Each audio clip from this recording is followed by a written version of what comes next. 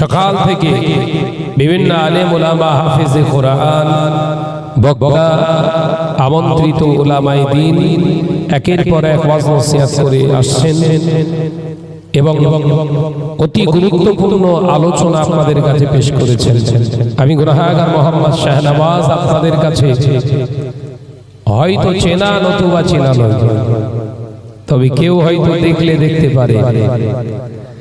আল্লাহ পাকের দরবারে জানাই শুকরিয়া যে আল্লাহ পাক আমাদেরকে দয়া করে আজকে এই মজলিসটায় আসার এবং বসার সুযোগ দান করেছেন। দেখুন, জলসা মাহফিল মুসলিম সমাজে প্রচুর পরিমাণে হচ্ছে। আমি ঘর থেকে বেরিয়েছি কিছু না হলেও 7টা থেকে 8টা জায়গায় জলসা আস্তে আস্তে দেখলাম হচ্ছে। এত জলসা মাহফিল, পাশাপাশি লক্ষ্য করে দেখুন মাদ্রাসাও প্রচুর পরিমাণে হচ্ছে, তাই না? আলেম ওলামাও মাশাআল্লাহ প্রচুর পরিমাণে হচ্ছে। মাওলানা মুফতি কারি হাফেজ প্রচুর পরিমাণে হচ্ছে। হাজী সাহেব নামাজি দাড়িওয়ালা সমাজে প্রচুর পরিমাণে হচ্ছে।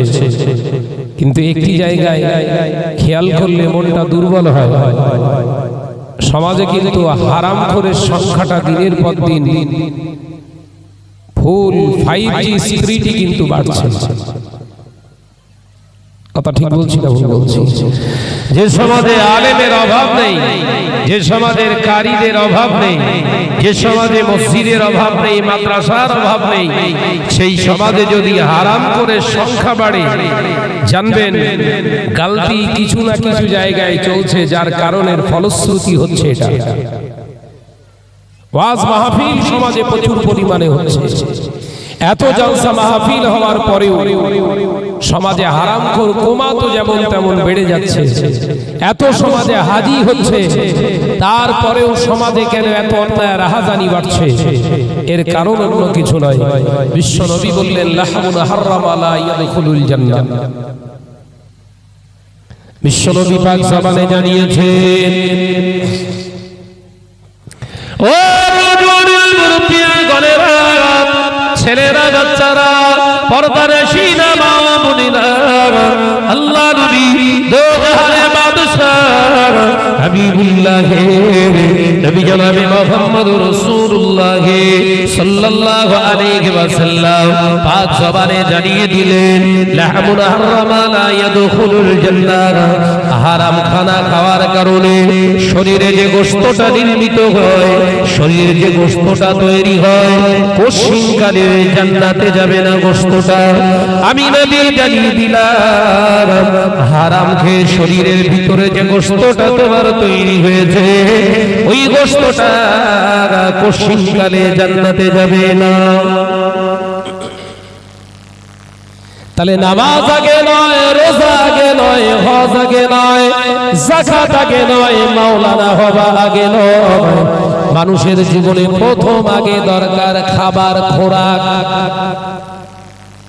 মাথায় ঢুকছে? আমার আলোচনা বোঝা যাচ্ছে? একদম ওই ছোট্ট একটি আয়াতে কারিমার উপরে ভিত্তি করে গুটি কয়েক কথা বলবো। আমি চলে যাব, কারণ আমার সব টাইম দেওয়া রয়েছে। আমি শুধু বলেছিলাম যাবো ইনশাআল্লাহ, ওই জন্য আসলাম। আমি ওয়াদা খেলাফ করতে পারি না। জানি না এটা আমার ভালো না খারাপ। বিশ্বনবী বললেন হারাম খেয়েছেন নামাজি হয়েছেন, হারাম খেয়েছেন হাজি হয়েছেন, হারাম খেয়েছেন যাকাত দেনেওয়ালা হয়েছেন, হারাম খেয়েছেন মাওলানা হয়েছেন, শরীর কিন্তু জান্নাতে যাবে না। তাহলে আলেম হতে গেলে আগে হালাল খানা দরকার। বুঝাতে পারলুম না বোধহয়? নামাজি হতে গেলে আগে কি দরকার? হালাল খানা দরকার। হাজি সাহেব হতে গেলে যদি শরীরে হারাম খেয়ে গোশত তৈরি হয়, বিশ্ব নবী বললেন ওই গোশতটা কোশ্চিনকালে বেহেশতে যাবে না। নবী যখন বলেছে ওটাই তো আমাদের ঈমান। সমাজে কেন মানুষ অন্যায় রাহাজানি এত বেশি লিপ্ত হচ্ছে, এত জলসা মাহফিল হচ্ছে, এত মাদ্রাসা হচ্ছে, এত বড় বড় আলেম বেরোচ্ছে, মৌলানা মুফতি বেরোচ্ছে, তারপরেও সমাজে 90 থেকে 95% সুদের আওতাভুক্ত হয়েছে। এর কারণটা উপলব্ধি করতে পারছেন? মানুষ কেন ন্যায়ের রাস্তা ভুলে গিয়ে অন্যায়ের রাস্তাগুলো ধরছে? ঘর অতি সুন্দর বানাচ্ছেন, ডিজাইন ভিত দেননি, ওই ডিজাইনই আপনার চাপা দিয়ে মারবে। নিঃসন্দেহে থাকুন, ডিজাইন আগে নয়, ডিজাইন আগে নয়, ভিত আগে।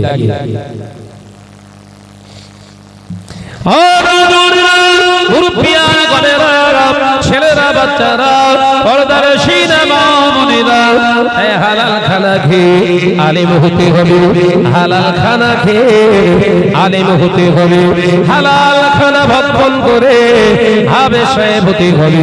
তাহলে ওই হাফেজটা আমাকে, ওই হেফজটা আমাকে কিয়ামতের দিনে নাজাতের ওসিলা করে দিতে পারে। একবার জোরে হবে না?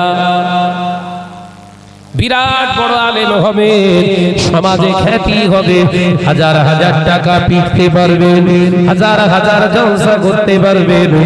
হারাম খানা শরীরের ভিতরে ঢোকার কারণে আখিরাতে আপনার জন্য জিরো।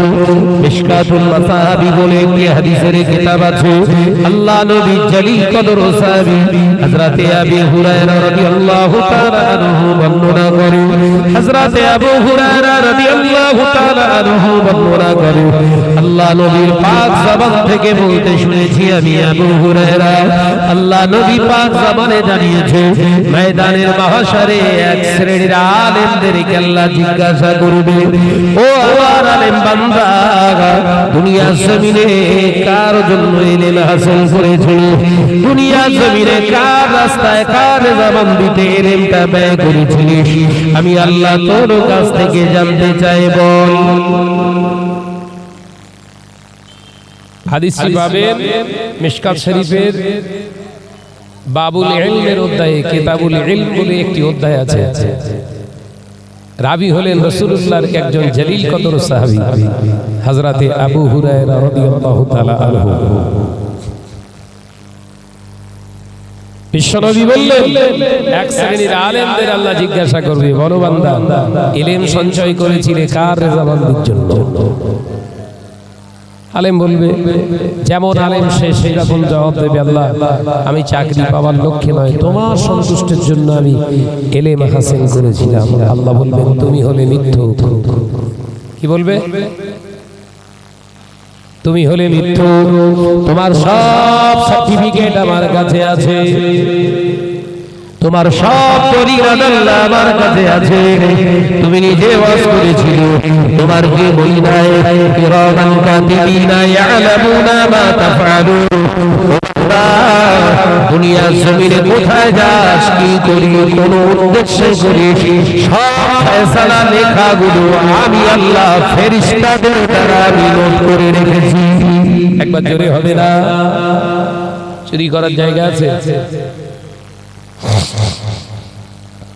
জায়গা আছে, তারপরেও চুরি। আমরা জানি চুরি করার জায়গা নেই, আর আল্লাহ বলছে লা তাখুযুহু সিনাতু ওয়ালা নাউম, আমি আল্লাহ তো ঘুমাই না, ঘুম আমার স্পর্শ করে না। আর আমি আল্লাহ নিজেও দেখেছি। তুই কেন আলেম হয়েছিস? চাকরি পাওয়ার লাগে, ওটা আমি আল্লাহ জানি, কিন্তু তুই বিশ্বাস করবি না তো। ওই জন্য লেখা লিখিত ভাবে ভিডিও ফুটেজ সহ আমার কাছে আছে, দেখবি। আলেম বাবা ধরা পড়ে গেছে। আলেম বাবা কি হলো? পাকড়াও হয়ে গেল। আল্লাহ পাক বলেন লা হিসাবা ফাদলাহু ফিন্নার, এর হিসাব আর নেওয়ার দরকার নাই। এর পা দুটো ধরা, গর্দানটা চেপে ধরে ঘাসড়াতে ঘাসড়াতে জমিন থেকে কে জাহান্নামের দিকে ফেলে দিবে। হুজুর ঢুকে গেছে বলে তৈরি করে বলছি না, বলো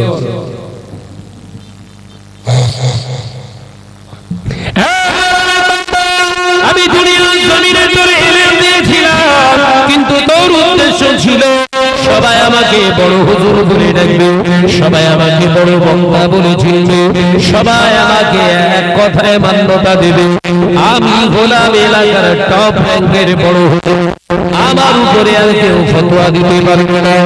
এই দুনিয়ায় নাম যশ খ্যাতি অর্জন করার জন্য দুনিয়ার জমিনে তুই ইলম হাসিল করেছিস। ও বাবা, যে আশা দিয়ে তুই ইলম হাসিল করেছিস, দুনিয়ায় তুই তো সেটা পেয়ে গেছিস।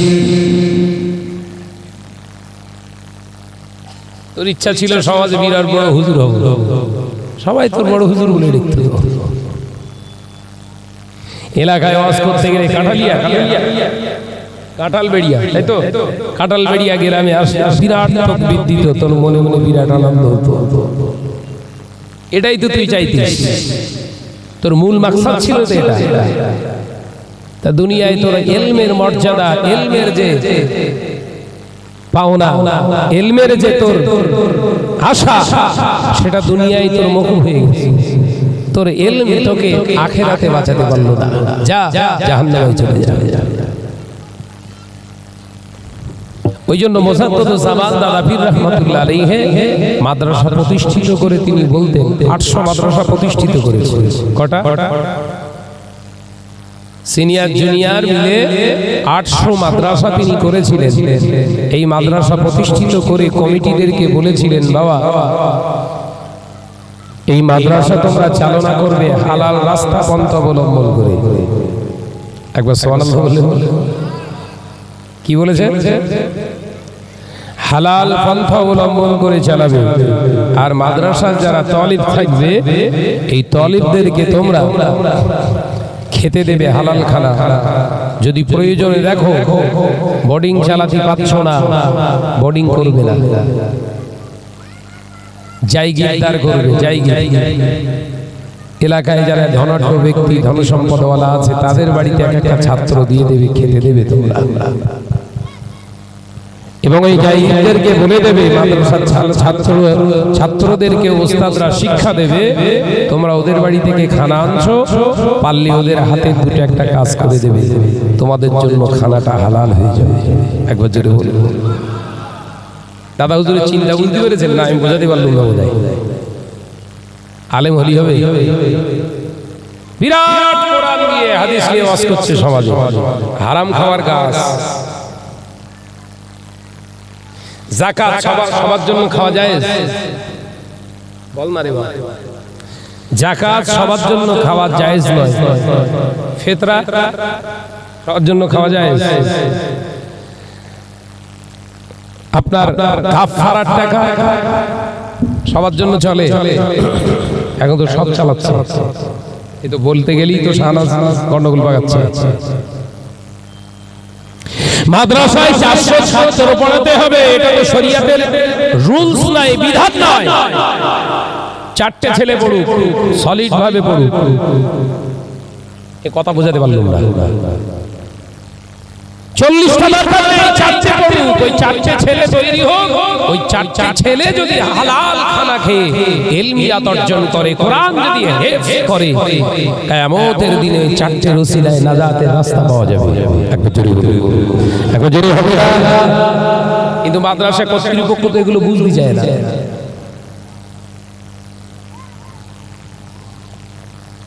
আমার কথাগুলো আপনাদের বুঝে আসছে কি?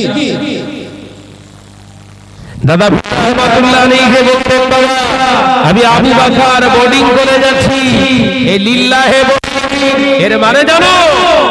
আল্লাহর রাস্তায় এই বোর্ডিং এ বাচ্চারা খাবে। তবে যারা দান করবে হালাল টাকা দিও, আবু বকরকে যেন দোষী করো না। একবার জোরে বলুন। কোন জায়গায় হাত খাপচা করে রেখে যায়নি হুজুর। তাই আমার ভাই মহতারাম আলহাজ হযরত হাফেজ মাওলানা ভাই আমানুল্লাহ সাহেব, ভাই নুরুল্লাহ সাহেব আমার অত্যন্ত ক্লোজ ছিলেন। মরহুম আহসানুল্লাহ সাহেব বা আব্দুল্লাহ ভাই, এনারা যে এই মাদ্রাসা চালাচ্ছে আমি ফুল সাপোর্ট করি। এর পাশেও আরেকটি কথা জানিয়ে দিয়ে যাই, মাদ্রাসায় 40টা ছেলে পড়ানোর দরকার নেই, 4টে পড়ানোর মতো পড়া। কটা বলেছি? চারটে বর্ডার। আমার দাদা পীর রহমতুল্লাহ আলাইহি মাদ্রাসা করেছিলেন পাগলামো করার জন্য না, সমাজকে সংশোধন করার জন্য। আজকে মাদ্রাসা গ্রামে গ্রামে মাদ্রাসা তৈরি করার কম্পিটিশন চলছে, বিশেষ করে আমাদের উত্তর 24 পরগনায়। দেখেছেন তো, আমরা এত করেছি। গিয়ে বাপের বেটা সামনে গিয়ে প্রশ্ন করবেন, তুই যদি বাপের বেটা হোস বল দিন সব মাদ্রাসা তোর হালাল টাকায় চলে। ও হুজুর গুঁড়ো হয়ে যাবে, কথা বুঝতে পারছেন? ও হুজুর কি হবে? ধুলো হয়ে যাবেন, ধুলো। মাদ্রাসা চালানো ফ্যাক্টর নয়, খ্রিস্টানের টাকা দিয়েও চালানো যায়, অন্য মাযহাবের টাকা দিয়েও চালানো যায়, চালানোটা ফ্যাক্টর নয়। বাচ্চাগুলোকে কি খাওয়াচ্ছিস ওটাই তো ফ্যাক্টর। তাহলে ওকে হিসাবটাও দিতে হবে তো কিয়ামতের দিনে, কথা বোঝে না। দিতে হবে না, হবে না? হারাম খাওয়া যেমন হারাম, খাওয়ানোটাও কি? ধুলো ওড়াবে না একদম, ওর হুজুরগিরি বের করতে দেবে না। আমার আলোচনা কি আপনারা ভুল বুঝছেন? শাহনাজের আলোচনার ক্ষেত্রপট, মূল কেন্দ্র হলো নিজে হালাল খান, অপরকে হালাল খাওয়ান। এটাই তো শরিয়ত। কথা বলছেন না কেন? আরে হারামের সাইড এফেক্ট হতে হতে কোথায় দেখছেন যে হুজুরটা আজকে সমাজে যে হুজুরগুলো বলছে আমরা এই করছি ওই করছি সেই করছি, করতে করতে করতে করতে হারামগুলোকে হালাল বানানোর চেষ্টা করছে। আমাদের প্রতিবাদ কোথায় বুঝতে পেরেছেন? হারামের সাইড এফেক্ট দেখেন, ও নিজে হারামখোর, বাচ্চাগুলোকে হারাম খাওয়াচ্ছে। এর কারণে ওই মাদ্রাসায় পড়া ছাত্রগুলো এখন ইন্টারনেটে গাল খিস্তি দিতে আর ভয় পাচ্ছে না। আমি কি তৈরি করে বলছি? ওই মাদ্রাসার ছাত্রগুলোর ভাষা হবে কত সুশীল, কত সুন্দর, কারণ মাদ্রাসা থেকে শিক্ষা অর্জন করছে। তার ভিতরে হিংসা থাকবে না, তার ভিতরে খারাপিয়াত থাকবে না। অথচ ওই মাদ্রাসা থেকে ফারেক হয়ে ছাত্রগুলোর মুখের ভাষা, ব্যবহার, তাদের কৃষ্টি কালচার গুলো দেখলে মনে হয় এরা এদের জীবনে কোনোদিন হালাল খেয়েছে কিনা সন্দেহ আছে। হারামের সাইড এফেক্ট কি? হারামের সাইড এফেক্ট হলো ওর জীবনে যতটুকু কাজ করবে সম্পূর্ণ হারামকে সাপোর্ট করে করবে। হারামের সাইড এফেক্ট। আর হালালের সাইড এফেক্ট কি? কোন হারাম জিনিস আসলেই আপনাকে সচেতন করবে। একবার জোরে বলুন না সুবহানাল্লাহ। আমি কি বোঝাতে পেরেছি আপনাদের? আল্লাহ সুযোগ সময় দিলে আমি বোঝাবো। শুধু এতটুকু বলছি, সচেতন হন। ঘরের ছেলেদের যারা পড়াচ্ছেন একদম ন্যায্য টাকাটা মাদ্রাসা কর্তৃপক্ষের হাতে তুলে দেবেন। একটা বাচ্চাকে স্কুলে পড়াতে যে প্রাইভেট টিউশন থেকে শুরু করে মাসে অ্যাপ্রক্স একটা হিসেব আপনাদের আছে, এত টাকা ওই বাচ্চাটার পিছনে আমার খরচা করতে হয়, ঠিক তার থেকে একটু বেশি টাকা দিয়ে মাদ্রাসার কর্তৃপক্ষের হাতে দিয়ে বলবেন, হুজুর আমার ছেলেকে যাকাতের টাকা খাওয়াবেন না। আমি কি কথা বোঝাতে পারছি? আরে তা আপনি তো আল্লাহকে রাজি করার জন্য, আল্লাহকে পাওয়ার জন্য ছেলেকে ইলমিয়াত অর্জন করাচ্ছেন। যাকাত তো আপনার জন্য হালাল না। আমার আলোচনা বুঝতে পেরেছেন? আমারও ছেলে পড়ে ভাই, আমারও ছেলে প্রতিষ্ঠানে পড়ে। প্রতিষ্ঠানে যখন ভর্তি করাতে গেলাম, প্রতিষ্ঠানের শিক্ষকরা বললেন, ভাইজান কত ফেলবো? কত ফেলবো মানে? কত ফেলবো মানে? না ভাইজান সর্বাধিক 1000 টাকা করা আছে মাসে। 1000 টাকায় কি হয়? তো বিড়ি খাওয়ার টাকা।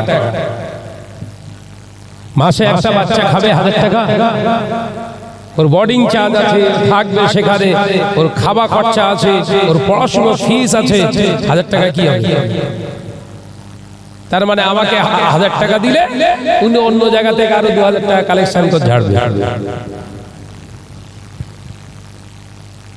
আমরা আলোচনা বুঝতে পারেন?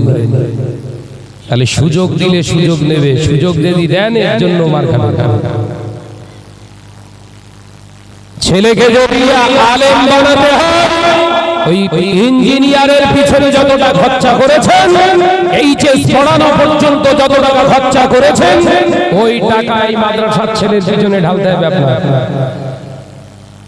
তবে আপনি আলেমের বাপ হিসেবে দাবি করতে পারবেন কিয়ামতের দিনে, নইলে ভেজালের বাপ। কিসের বাপ বললো? যদি কোনো মাওলানা মৌলভী সাহেব আমার সঙ্গে বসতে চায়, আমি চ্যালেঞ্জ করছি, বসাতে, আমাকে আমার সঙ্গে বসতে বলবো, ও তুলো ধোনা করতে হবে। মাদ্রাসা এই সিস্টেমে চলে, চালানো যায়। ওই জন্য আমি আপনাদের ভাই হিসাবে বলে গেলাম, এই আব্দুল্লাহ ভাই নিয়ে এসো। কথা বুঝতে পেরেছেন? আমি আলোচনা একদম এক লাইনের উপরে আপনাদের বোঝালাম, বোঝাতে পেরেছি? ভাইরা মাদ্রাসা করছে, চালাচ্ছে, আলহামদুলিল্লাহ, পূর্ণ সাপোর্ট থাকলো। ওই ভাইদের পরামর্শ নিয়ে যাব আপনাদের সামনে, আপনারা এইভাবে মাদ্রাসা চালনা করেন। যদি মনে করেন সম্পূর্ণ এটা এতিমখানা, তাহলে সম্পূর্ণ এতিমখানার উপরেই চালান। আর যদি মনে করেন না, অর্থ দিয়ে আমরা বাচ্চাদের পড়াবো, এতে গোনা নেই। অর্থ নিয়ে আমরা বাচ্চাদের পড়াবো, এতে গোনা নেই। একদম যোগ্য যথাযথ অর্থ নিয়ে মাদ্রাসা চালনা করুন, আল্লাহ আপনাদের এর সাজা, আপনাদের প্রতিদান দান করবে। আমি আলোচনা শেষ করলাম। ভাই আমার সেখানে একটা টাইম আছে, আমি ওয়াদা খেলাফ করি না, আগেই বলেছি। ছোট মানুষ, কথা বুঝতে পেরেছেন? স্বল্প জ্ঞান, তার ভিতর দিয়ে ছেলে চলার চেষ্টা করি, নিজেকে চালনা করার চেষ্টা করি। আমার অত্যন্ত কাছের প্রাণ প্রিয় স্নেহ প্রতি আমার ভাই আমানুল্লাহ, আমি খুব মহব্বত করি। ভাই আর একজন আসছে, জনাব আলহাজ হযরত মাওলানা মুফতি ভাই ইসমাইল সাহেব, তিনি ওয়াজ করবেন।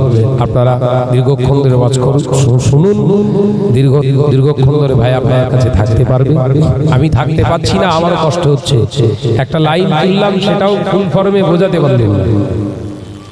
কথা বুঝতে পেরেছেন? যদি আল্লাহ সুযোগ দেয়, ইনশাআল্লাহ আবার দিদার মোলাকাত আলোচনা হবে। আমার জন্য দোয়া করবেন। আসসালামু আলাইকুম ওয়া রাহমাতুল্লাহি ওয়া বারাকাতুহু।